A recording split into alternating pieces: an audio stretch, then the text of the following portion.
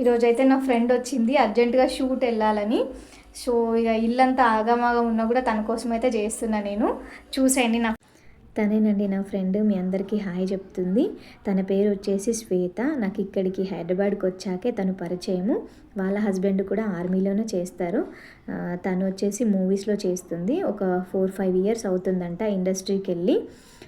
అఖండ 2, lucky Bhaskar, అనగనగా ఒక రాజు ఇలాంటి మూవీస్లలో ఉంది తను. అలాగే వెబ్ సిరీస్ కూడా చేస్తుంది. కానిస్టేబుల్ కనకం మూవీలో కూడా తను ఉంది.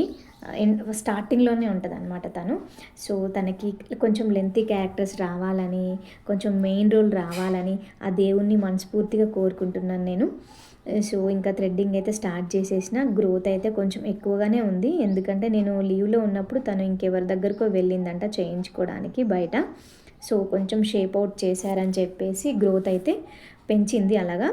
సో ఈరోజు మార్నింగే తనకు కాల్ వచ్చిందంట, షూట్ ఈ రోజు నుంచే స్టార్ట్ అని. సో ఇక తను ఎర్లీ మార్నింగే నా దగ్గరకు వచ్చింది. ఇప్పుడు టైం మార్నింగ్ 7 అవుతుంది. ఇంకా పిల్లల్ని స్కూల్కి పంపలేదు, హస్బెండ్కి డ్యూటీకి పంపలేదు. బ్రేక్ఫాస్ట్ అయితే రెడీ చేసి పక్కన పెట్టాను. ఇంకా లంచ్ కూడా ప్రిపేర్ చేయాలి. ఇంకా ఫ్రెండ్ కదా షూట్కి వెళ్ళాలి అని చెప్పింది. సో మనం కాదంటే బాగుండదు కదా అని చేసేస్తున్నాను, తొందరగానే అయిపోతుంది కదా అని. ఓన్లీ థ్రెడ్డింగే కాబట్టి చేయడం అయితే అయిపోయింది. ఇంకా ఫైనల్ లుక్ వచ్చేసి ఈ విధంగా అయితే ఉంది. మసాజ్తోనైతే ఎండ్ చేస్తాను నేను. ఎవరికి థ్రెడ్డింగ్ చేసినా మసాజ్ మాత్రం ఖచ్చితంగా చేస్తానన్నమాట. మసాజ్ చేయకుండా అయితే వదిలే ప్రసక్తే ఉండదు, ఎందుకంటే స్కిన్ అనేది లూజ్ అయిపోతుంది కదా, అందుకోసమని నేను మసాజ్ చేస్తాను. లాస్ట్కి ఇంకా అయిపోయింది, తన థ్రెడ్డింగ్ అయితే అయిపోయింది. చూసేయండి లాస్ట్ లుక్. శ్వేత ఎలా ఉంది థ్రెడ్డింగ్?